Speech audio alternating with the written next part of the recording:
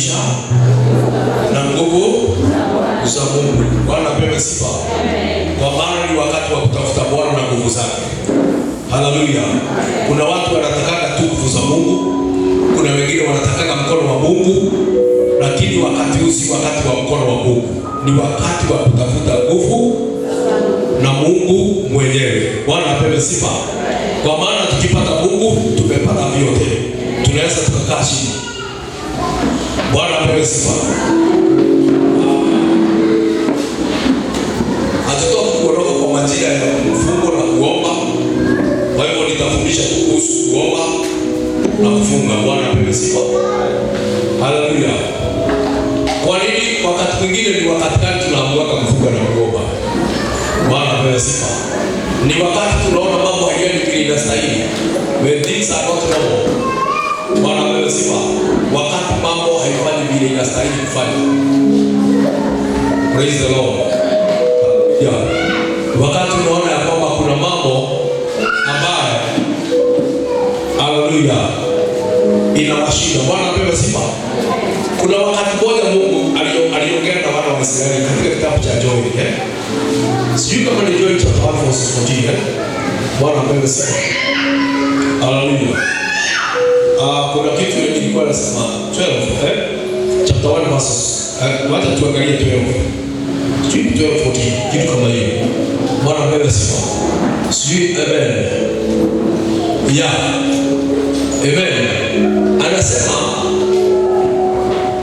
mizabibu yamesinya, miti nao imevia. Wewe mtu yake kizungu hizo ni kizito. Kinataka kusikika vizuri. Amen.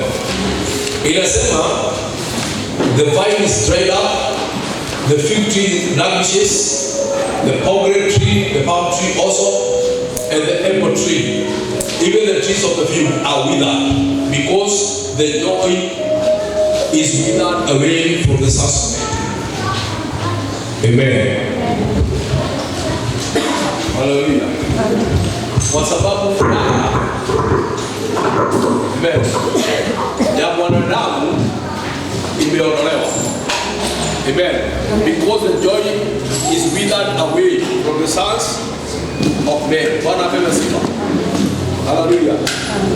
Sasa tunaona ya kwamba wakati furaha imekauka. Amen. Nimekuwa nikiongea mambo ya furaha sana. Hallelujah.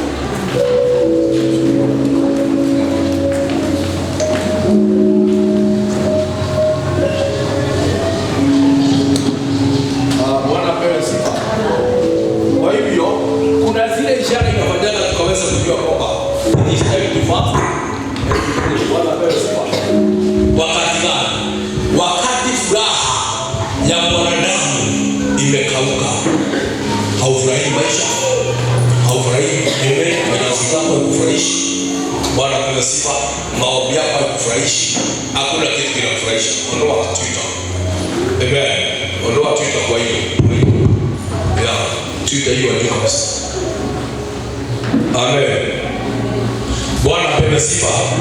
Kwa hiyo tunaona ya kwamba amen, inasema kila kitu kinafanyana tukaweza kuchukua nafasi na wakati wa kuomba ni wakati tunaona ya kwamba furaha imeondolewa. Amen. Ama imekauka. Kuna watu ambao hawafurahi sasa maisha ya wokovu tena. Kuna watu ambao hawafurahi maisha yao tena. Kwa sababu gani? Furaha imeshaondoka. Furaha imekauka. Hawana furaha tena. Amen. The joy. Bwana apewe sifa. Hallelujah. Hii inasema surely the joy of mankind is withered away. Surely. Amen. The joy of mankind is withered away. Wakati mtu hana furaha ni kitu gani kinakuwa naye? Huzuni na kuomboleza. Hallelujah. Kwa hiyo wakati tunaona ya kwamba tunaomboleza, huo ndio wakati ule tunajua ya kwamba this is the time for fasting. Hallelujah. Huu ni mwaka mpya. Na wakati tulikuwa katika mwaka jana, kuna mambo tuliona ya kwamba haikuenda vizuri na hatukufurahia. Hata kuna wengi ambao hawakufurahia mwaka. Sasa tukitaka kwenda mbali, ni wakati tunasema ya kwamba Bwana apewe sifa. Kuna furaha ya maeneo fulani ilikosekana. Sasa hapo ndio mtu anaamua ya kwamba ninaombea nini? Ni wapi furaha yako imekauka? Imekauka pande gani? Praise the Lord. Ni kipesa, kama ni kifedha unaenda na hiyo. Kama ni kiroho unaenda na hiyo. Bwana apewe sifa. Kama ni kifamilia unaenda na hiyo. Kama ni ndoa unaenda kwa hiyo. Haleluya. Ni wapi furaha imekauka? Amen. Ninakumbuka wale tulianza nao niliwaambia kwamba kabla ufunge kuna mambo kadhaa unastahili kufikiria. Mambo kama nini? Kwa nini nafunga? Haleluya. Ni kwa nini? Ni nini nataka? Haya, na nitafunga namna gani? Amen. Na baada ya kufunga natarajia matokeo gani? Amen. The results. Matokeo yale nataka ni gani? Ndio Mungu akaweza kunionyesha ama nikaweza kusema ya kwamba Mungu amenijibu. Haleluya. Bwana apewe sifa. Neno la Bwana linatupatia mikakati ya maisha yetu. Ukiangalia katika kitabu cha Wafilipi ile neno la Bwana linasema nini? Katika kitabu cha Wafilipi. Haleluya. Ile inasema nini? Mstari wake wa 6. Bwana apewe sifa.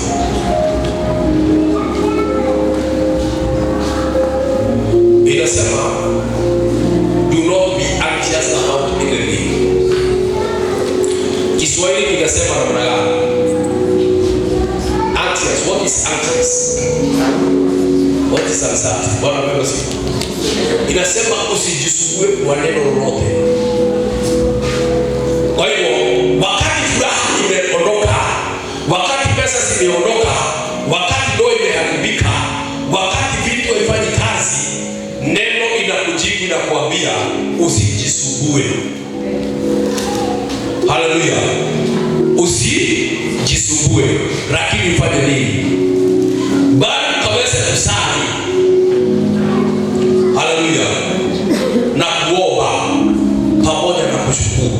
Sasa sisi inaingia. Kusali ni nini? Sasa kusali inaingia. Kusali ni nini? Kuna watu wengine wakiwaambia kusali wanakuambia ni kuomba. Na kuomba na Bwana apewe sifa. Hiyo inasema nini? Hapo inasemaje? 6:7.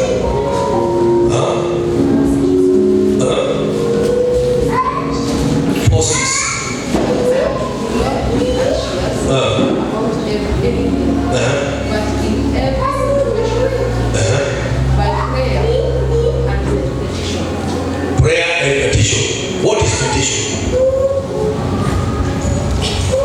Amen. Bwana apewe sifa. Kwa sababu kama hujui petition, haleluya. Bwana apewe sifa. Mimi naona hiyo Biblia, kuna Biblia Kikuyu hapo ndani. Kuna Biblia Kikuyu hapo ndani. Kuna watu wanajua kusoma Kikuyu. Na ukiweka hata ya Kibangu imeweka hapo ndani. Na ya Kijaruo yote weke hapo ndani. Ndio wale ambao hawasikii lugha zingine tunawawekea na kila mtu na lugha yake. Si Biblia ziko hapo zimejaa. Upload zote za Kiluya, Kibaruga, Kimasai yote weka hapo. Sasa tukitaka kujua Kimasai inasema nini? Bwana apewe sana. Tigana ikwetana ndio wa odo uliku. No moya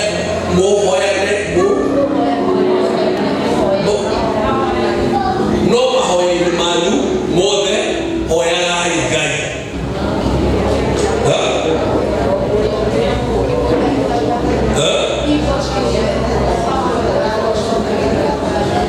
Okay, kuna kitu nilikuwa natafuta hapa. Hoya gai au kinyamo kwenda.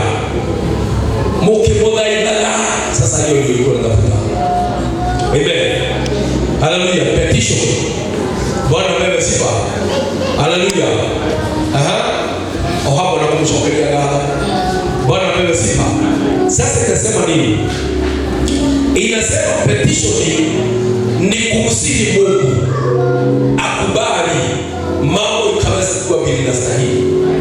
Haleluya. Ni kama vile mtu anaendaga kotini. Haleluya. Ana petition case yake. Anasema hii kesi yangu haikuamuliwa vizuri. Sasa ninaomba ikaamuliwe vizuri.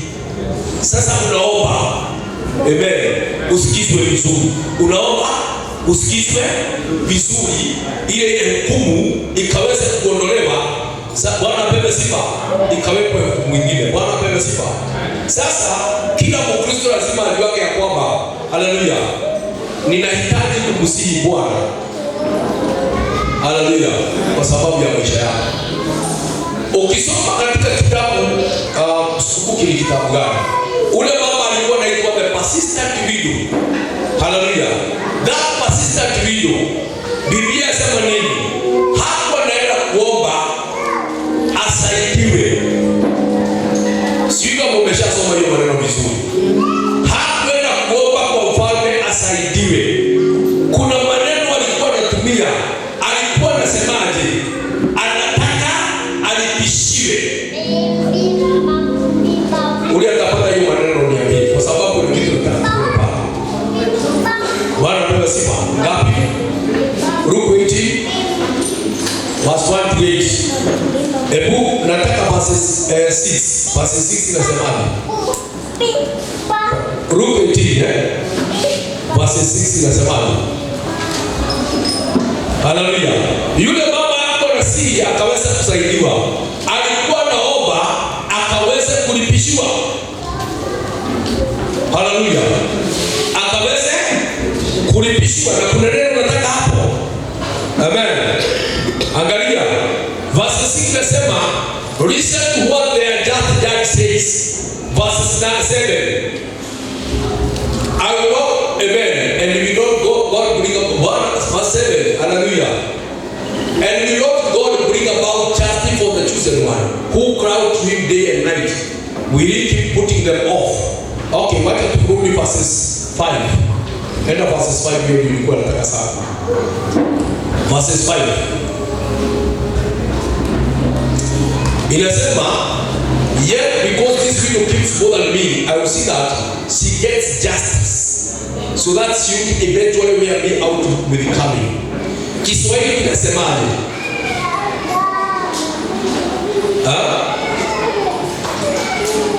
Haleluya. Kwa kuwa mjane huyu ananiudhi, nitampatia haki yake, asije kunijosha kwa kunijia daima. Bwana apewe sifa.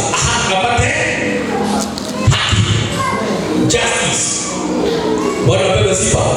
Na sisi wakati mwingine tunasemanga ya kwamba we need our justice. Hallelujah. What's your justice? Haki yako ni gani? Biblia inasemaga vizuri, tafuta ufalme wa mbinguni na haki zake. Haki ya mbinguni ni haki yako ni gani? Hallelujah. Sasa hapo ndio unaona tusipoangalia mambo vizuri, we don't pray the right prayer. Asubuhi nilikuwa naambia watu hivi, wakati wa kufunga na kuomba lazima uwe mwangalifu sana. Are you fasting and praying the right way? The right way. Hallelujah. Kwa maana unaweza ukafunga ukaomba, but you don't pray the right way. Amen. Ile njia inafaa. Hallelujah.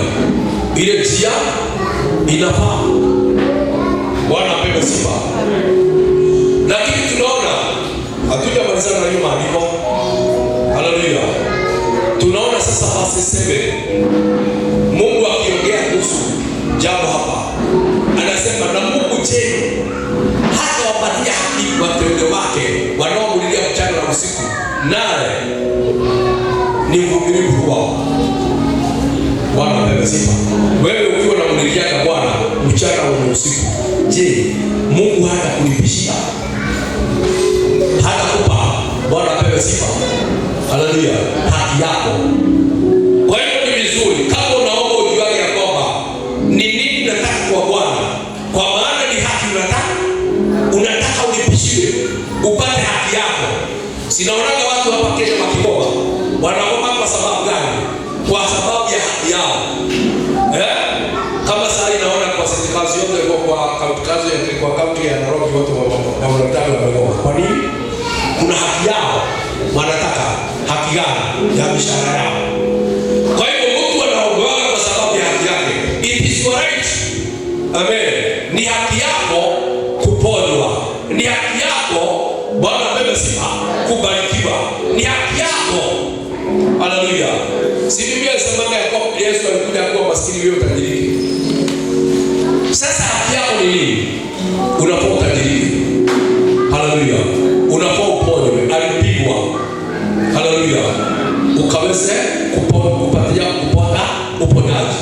When you are sick, you are supposed to pray for your justice. When you are poor, you are supposed to pray for your justice. Hallelujah. Amen.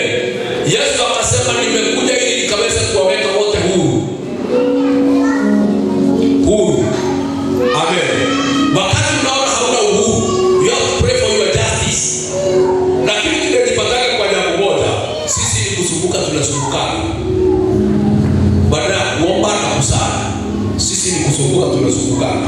Tunaanza kuona kwamba huyu sijui anaenda wapi, sio wewe anaenda kuona nani, sio wewe unatafuta nani, ili kusumbuka. Bwana apewe sifa. Haleluya.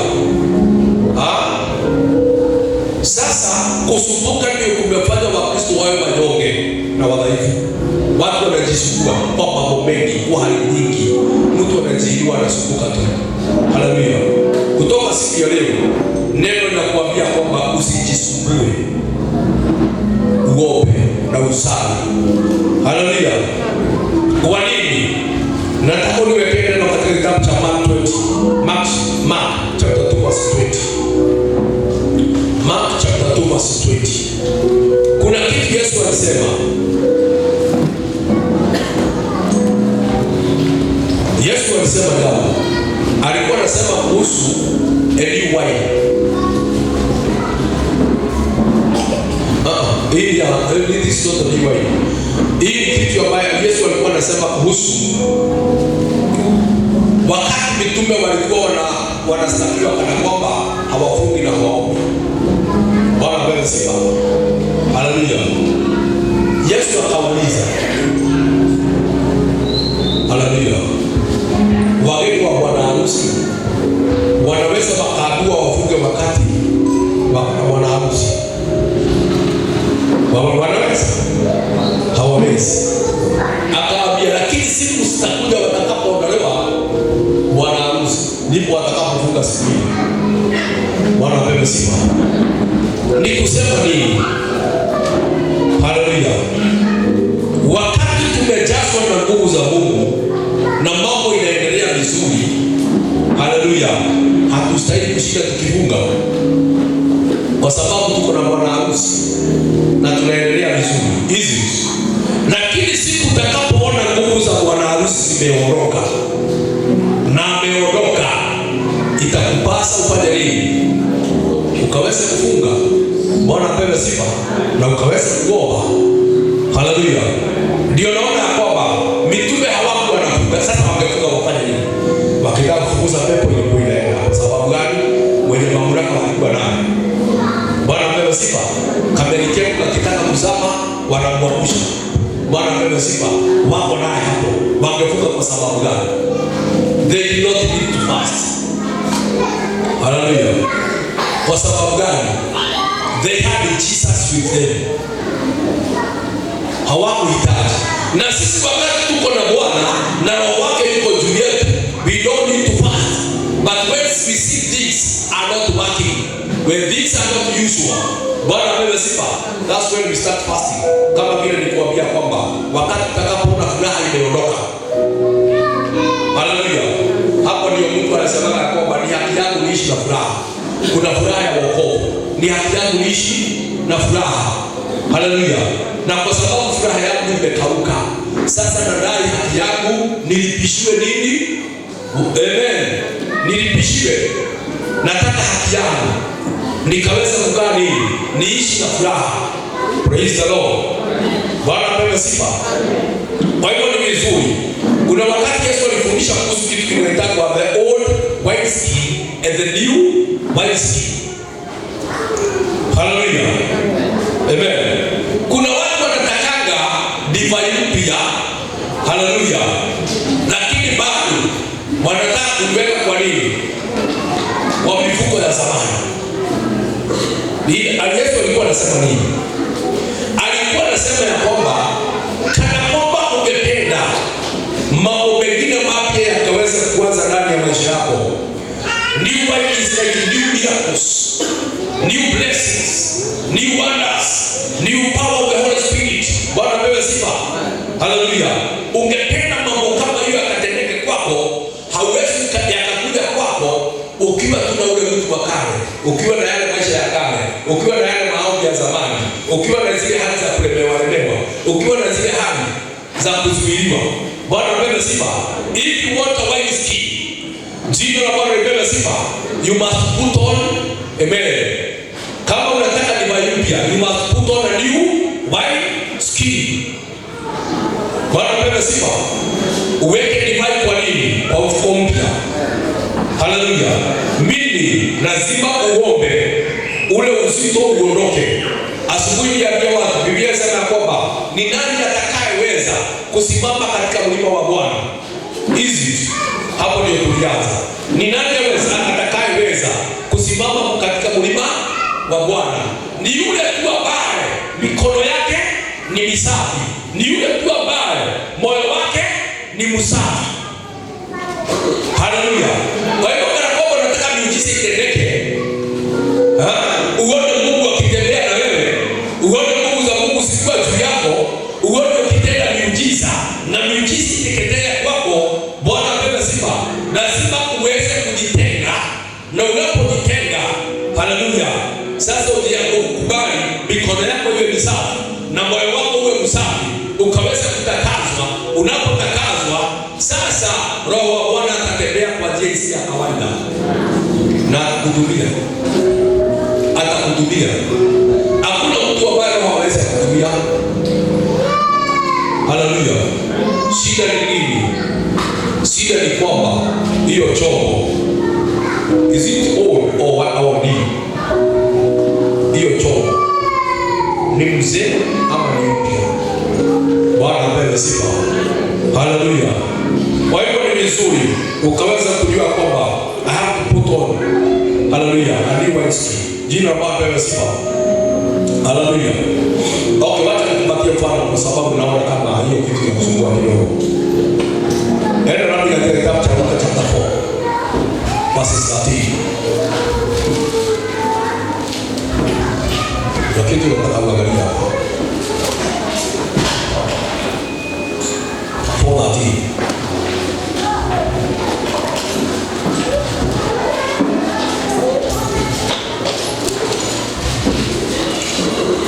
Okay.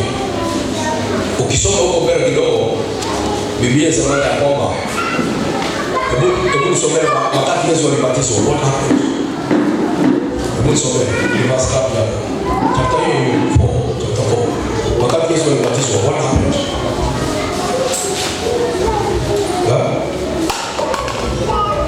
Verse 9.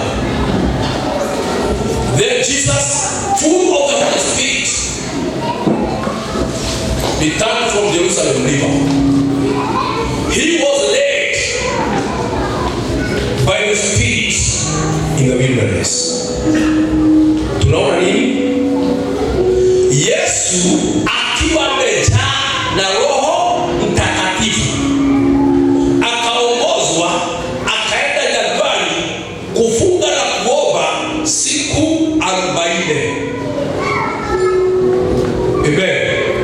Nataka kusema nini? Roho amemjaa, akona Roho Mtakatifu amemjaa, na Roho Mtakatifu anamuongoza aende jikani akafunge akaombe. Kwa sababu gani? Na bado akona Roho. Amen. Bwana apewe sifa. Haleluya. Sasa verse 14 ndio nataka sasa. Verse 14. Verse 14. Angalia. Baada ya kufunga na kujaribiwa na shetani, verse 13 tunaona kwamba alijaribiwa na shetani, shetani akashindwa na yeye, shetani akamwacha. Hizi hiyo ni verse 13. Verse